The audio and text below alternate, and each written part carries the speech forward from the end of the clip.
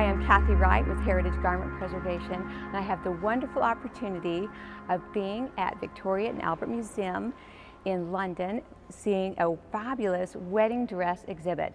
There are wedding dresses here dated from 1775 all the way to 2014. I also have the wonderful opportunity of meeting with the curator of the exhibit, Edwina Ehrman, and also a textile conservationist, Kiera Miller.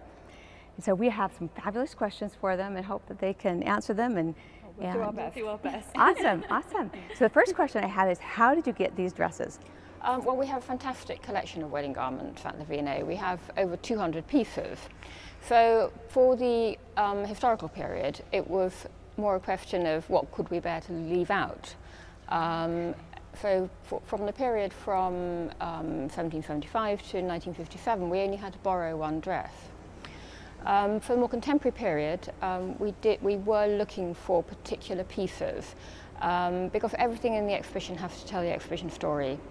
It has to reflect the exhibition aims and themes, and we wanted to explore the history of the white wedding dress and how it interacted with fashion, and particularly how fashion designers have refreshed, well, they've challenged bridal traditions, but in doing so they've refreshed them, and they've made the white wedding dress relevant to succeeding generations of brides.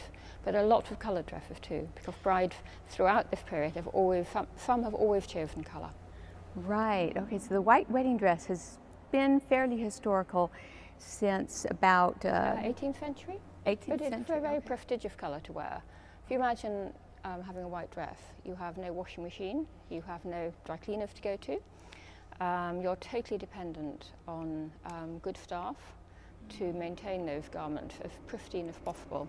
So they were a status symbol. And then in the 19th century they became increasingly fashionable, but still really worn by the middle classes. So colour in the 18th and 19th century was more a matter of economic choice, necessity.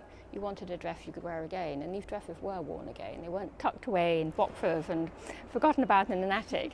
And in the 20th century, colour was more fashion-led. At particular times, like the 1920s, colour was very fashionable indeed. Golds and silvers and...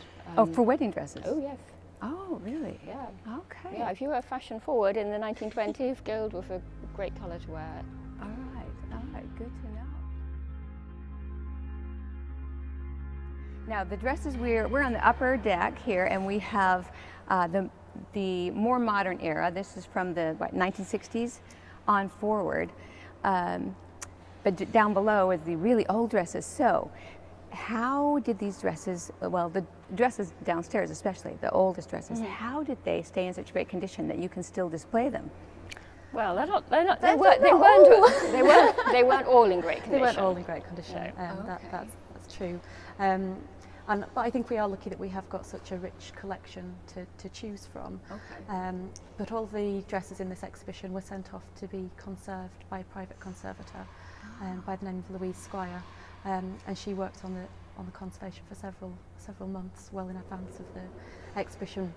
And that was before the exhibition went on tour. Because that's all right. We should explain that the exhibition, a much smaller version of the exhibition, did go on tour to Australia, New Zealand and Singapore for a couple of years. Really? We often do this because we want as many people as possible to see our collections. Okay. But on its return to the V&A, because this space is quite substantial, we've got about double the number, almost double the number of mannequins. I think we've pretty much doubled the size the original. of the exhibition. Okay, so a smaller exhibition went abroad. Yeah. Okay, but this is, and there you've got 80, is that correct here? 79, I think. 79, almost 80, okay. Perfect.